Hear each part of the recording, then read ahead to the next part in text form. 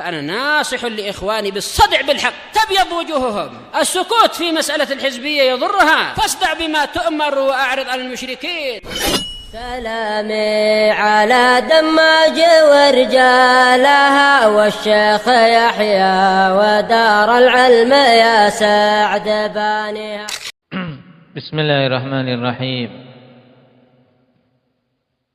الحمد لله حمدا كثيرا طيبا مباركا فيه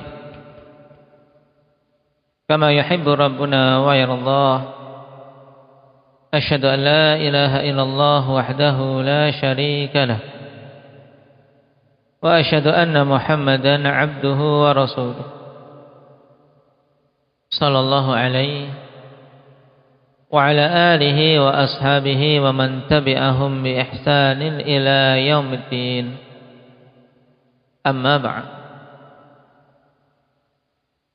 Pembahasan terakhir kita sampai pada bab adkarus salah, dan kita mengambil pembahasan takbiratul ihram. Yang ini hukumnya di dalam salat sebagai apa, Ilhan? Rukun dari rukun-rukun salat, sehingga tidak sah salat tanpa takbiratul ihram. Nah, baik dia meninggalkan takbiratul ihramnya karena lupa atau karena tidak tahu, tetap tidak sah karena rukun, dan dengannya seorang bisa masuk ke dalam salat. Hendak ya ada takbiratul ihram itu mengangkat tangannya atau bacaan Allahu Akbarnya.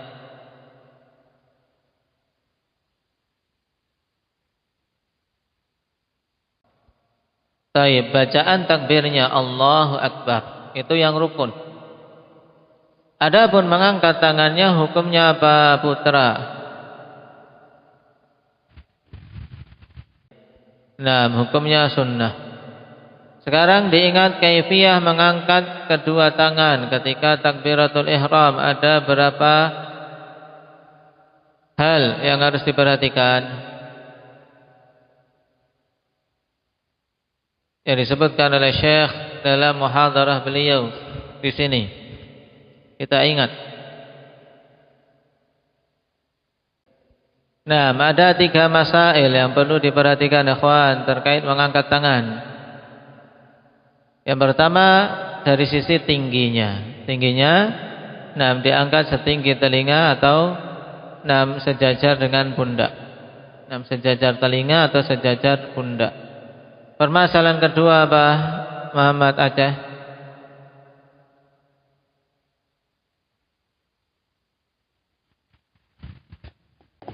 Taib. Yang kedua terkait jari-jari telapak tangan. Maka jari-jarinya apa? Diluruskan ke atas. Jari-jari diluruskan ke atas. Taib. Kemudian yang ketiga apa, ibadah? Permasalahan ketiga?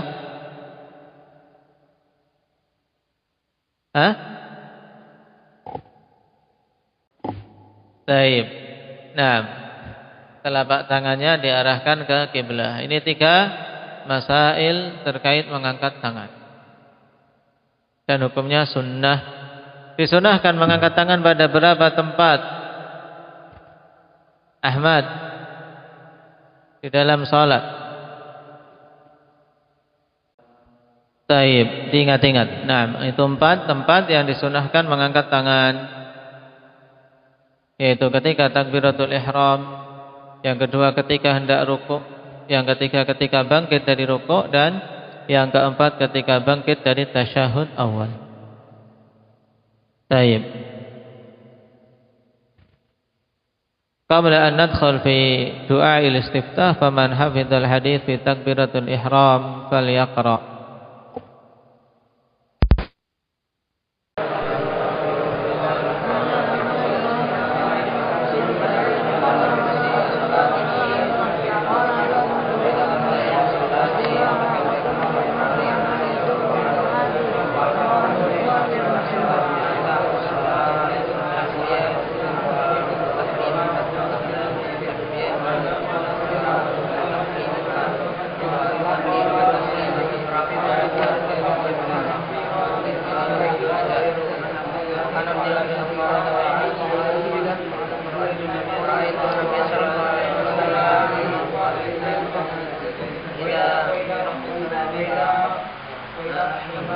يكبر في الصلاة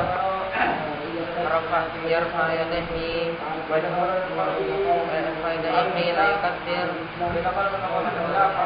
حتى يجعلهما حذو منكبيه ويكبر فإذا كبر لركوعه فعل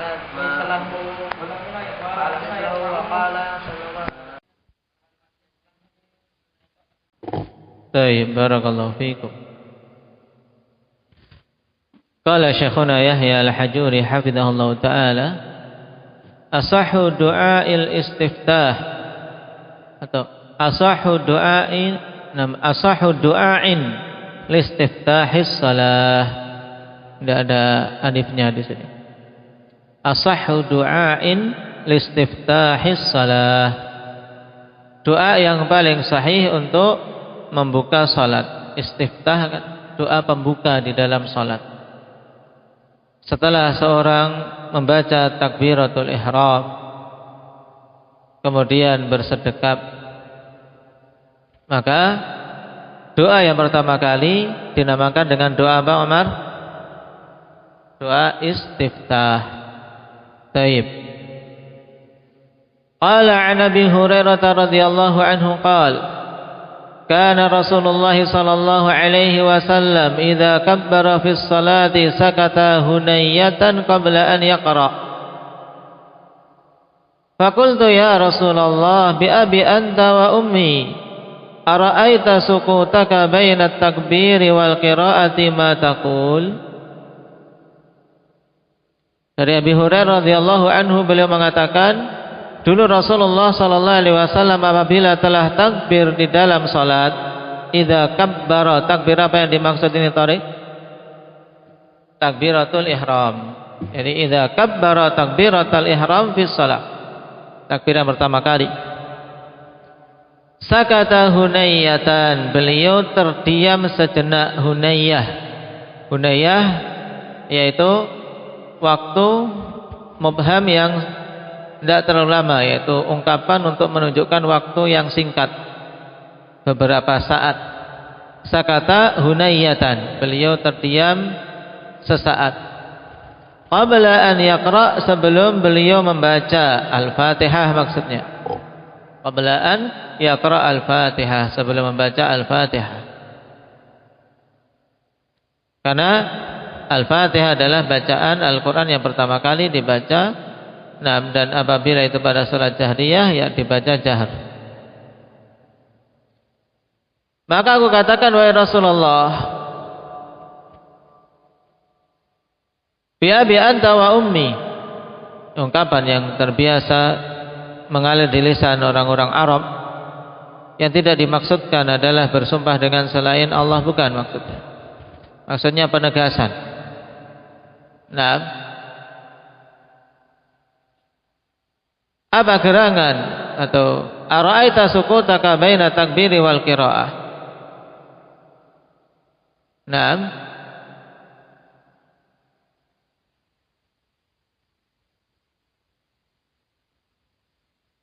Bagaimana pandangan Anda tentang diamnya Anda di antara takbir dan qiraah? Apa yang Anda baca? Ma taqul, apa yang Anda baca di situ? Qala aqulu Allahumma ba'id baini wa baina khataayai kama ba'adta bainal masyriqi wal maghrib. Allahumma naqqini min khataayai kama yunaqqa ath-thawbul abyadu minad danas. Allahumma ighsilni min khataayai bithalji wal ma'i wal barad. Rawahu al-Bukhari wa Muslim.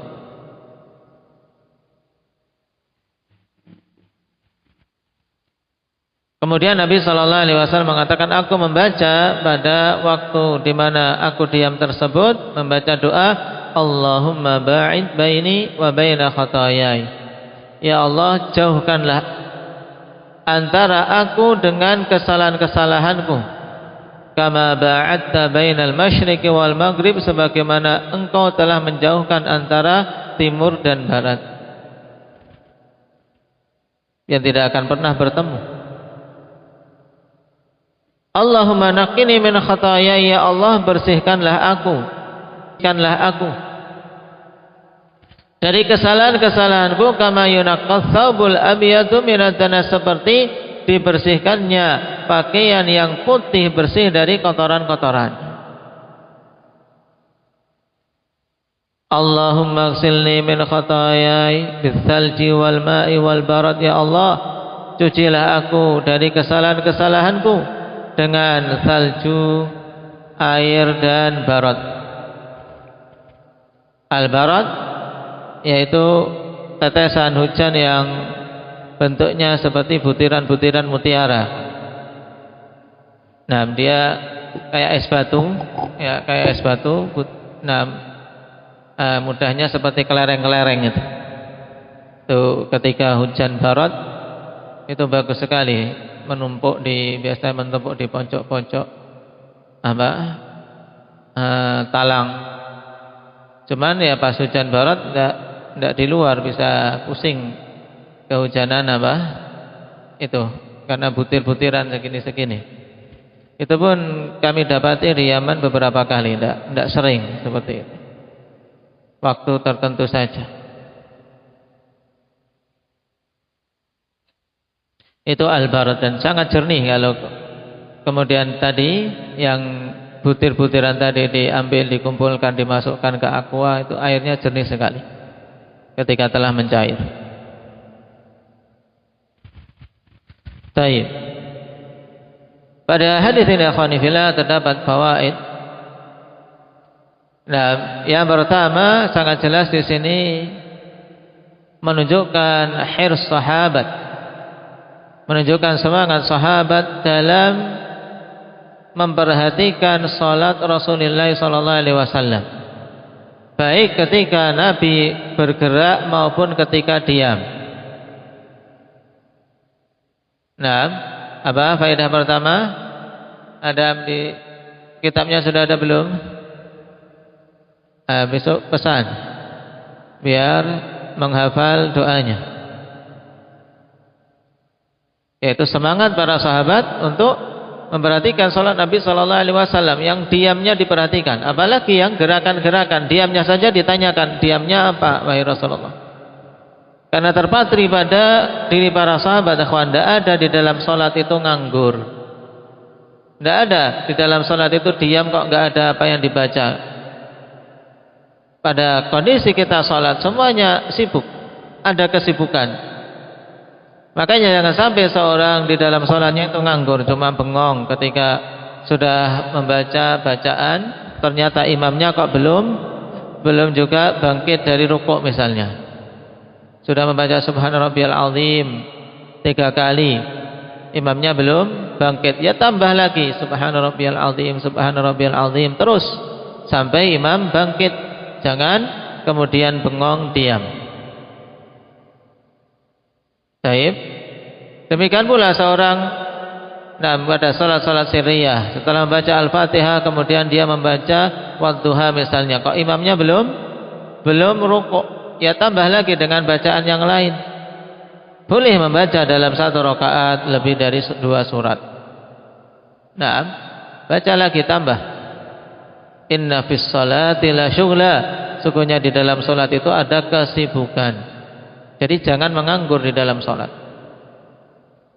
Nah, kesibukan yang syar'i, baik itu membaca bacaan-bacaan zikir atau bacaan Al-Qur'an atau doa-doa. Makanya Abu Hurairah bertanya, wahai Rasulullah, bagaimana dengan diam Anda? Nah, setelah takbir, apa yang Anda baca? Bertanya. Nah,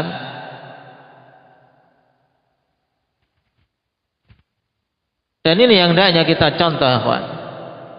Ketika seorang belajar, hendaknya detail, teliti. Hal-hal yang dia tidak tahu, tanyakan. Nah, karena as-su'al, bertanya, itu termasuk salah satu pintu untuk mendapatkan ilmu. Nah, yaitu as-su'al, bertanya. Dan bagusnya seorang talib dalam bertanya itu juga merupakan salah satu sebab seorang bisa mendapatkan ilmu.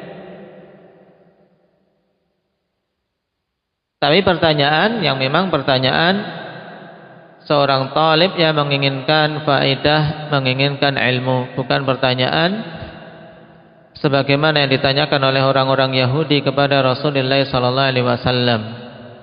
Soal untuk ta'annud, untuk mengayal, untuk menjebak, untuk mengetes, ini semuanya tercela.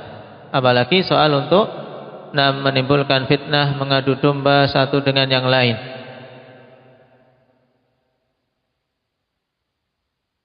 Kemudian faedah kedua yang diinginkan dari hadis ini jelas, yaitu doa istiftah yang diajarkan oleh Nabi sallallahu alaihi wasallam di sini. Dan doa ini akhwan, doa istiftah riwayat yang paling sahih. Kenapa? Karena diriwayatkan oleh Imam Bukhari dan Muslim. Adapun doa-doa istiftah yang lain, tidak ada yang mencapai tingkatan muttafaqun alaih seperti ini. Jadi riwayat yang paling sahih untuk doa istiftah adalah riwayat Abi Hurairah, Allahumma ba'id baini wa baina khataaya. Makanya diupayakan ini yang menjadi acuan utama ketika kita membaca doa istiftah. Walaupun nanti akan kita dapati beberapa doa yang lain yang diajarkan oleh Rasulullah sallallahu alaihi wasallam. Maka terkadang kita membaca doa ini dan di waktu yang lain membaca doa yang lain itu lebih bagus. Kenapa? Karena dengannya terjadi tanwi', terjadi penganekaragaman dalam membaca doa sehingga hati bisa hadir. Adapun kalau setiap sholat yang dibaca itu saja biasanya lisan otomatis mengalir, tidak dipikir, ya kan? Langsung biasanya Allahumma ba'id baini wa baina khataaya, langsung mengalir begitu saja, tidak dipikir maknanya. Tapi kalau dia berpikir, oh sekarang saya mau membaca doa ini. Kemudian pada sholat yang lain, saya mau membaca doa riwayat dalam hadis Ibnu Umar misalnya, atau saya mau membaca doa istiftah dari riwayat Umar bin Khattab, akan ada dalam benaknya pikiran, kemudian berusaha memahami maknanya. Faedah berikutnya dari hadis ini, pada doa yang diajarkan oleh Nabi sallallahu alaihi wasallam menunjukkan pentingnya kita dan butuhnya kita agar diampuni dosa-dosa dan dijauhkan dari kesalahan-kesalahan. Dan salat akhwan merupakan salah satu sebab gugurnya dosa-dosa dan diampuninya kesalahan-kesalahan. Perhatikan, diawali kita buka salat kita akhwan dengan meminta ampunan, meminta agar dibersihkan dari kesalahan-kesalahan. Kemudian nanti diakhiri juga di antara doa yang diajarkan oleh Nabi di akhir tasyahud adalah Allahumma inni dzalamtu nafsi dzulman katsira wa la yaghfiru dzunuba illa anta faghfirli maghfiratan min indik warhamni innaka antal ghafurur rahim.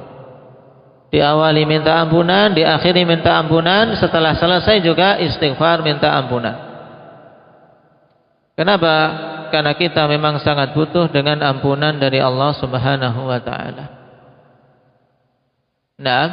Maka perbanyak akhwan minta ampunan, perbanyak istighfar, karena seorang hamba kalau sudah diampuni dosa-dosanya, Allah akan penuhi hajatnya, Allah akan penuhi kebutuhannya walaupun si hamba ini tidak meminta.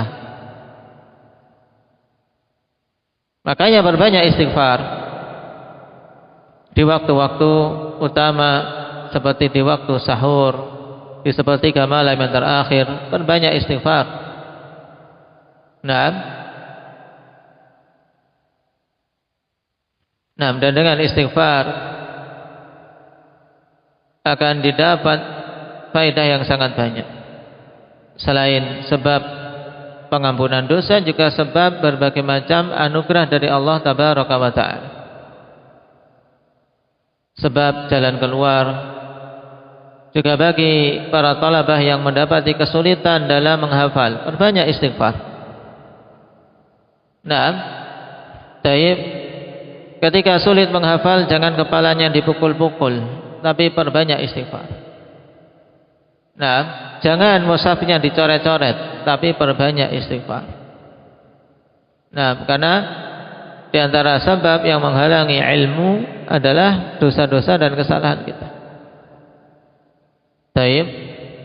Jadi kita sangat butuh dengan apa? Dengan pengampunan dari Allah Subhanahu wa taala.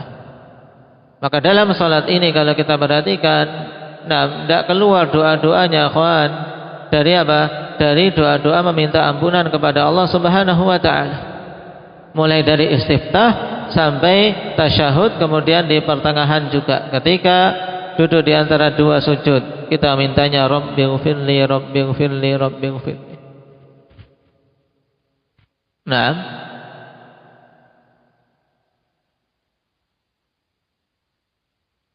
baik. Maka kita ambil satu hadis ini, dihafal nama hadisnya, ikhwan, karena terdapat faedah bagus tentang jelinya Abu Hurairah dalam bertanya kepada Rasulullah sallallahu alaihi wasallam. Nah, dan Abu Hurairah termasuk penuntut ilmu yang Allah Subhanahu wa taala berikan keberkahan pada waktu dan pada ilmunya.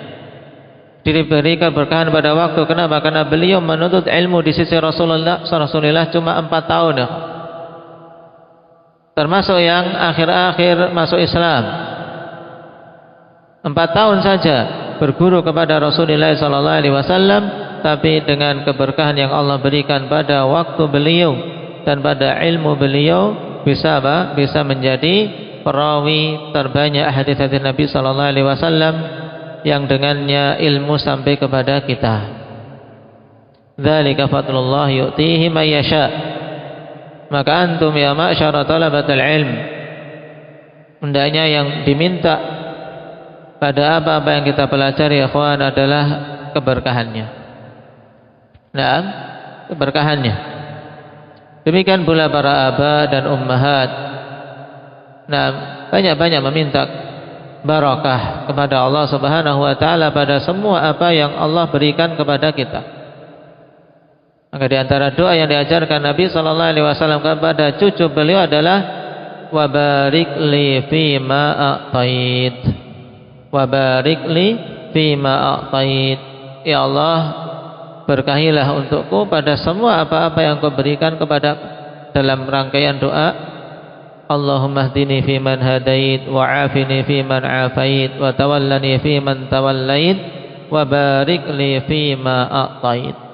Ini doa yang diajarkan oleh seorang kakek kepada cucunya. Tentunya akan dipilihkan doa-doa yang jami', yang mencakup dan penting. Dan yang rajih doa ini, ikhwan, dibaca umum, tidak hanya khusus pada witir, pada kunut witir saja atau pada kunut subuh. Tapi apa? Doa ini dibaca umum. Bahkan untuk kunut subuh telah kita ketahui tidak ada dalilnya dari Nabi sallallahu alaihi wasallam bahwasanya Rasul sallallahu alaihi wasallam senantiasa kunut subuh. Yang ada adalah bahwasanya Nabi ketika ada sebagian sahabat yang ditawan atau ketika beliau mendoakan orang-orang kafir, beliau kunut nazilah pada semua salat yang 5 waktu. Terkadang sebulan, terkadang kurang sesuai dengan kebutuhan. Taib, barakallahu fikum. Naktabi bihadza walhamdulillahi rabbil alamin. Subhanakallahumma bihamdik asyhadu an la ilaha illa anta astaghfiruka wa atubu ilaik.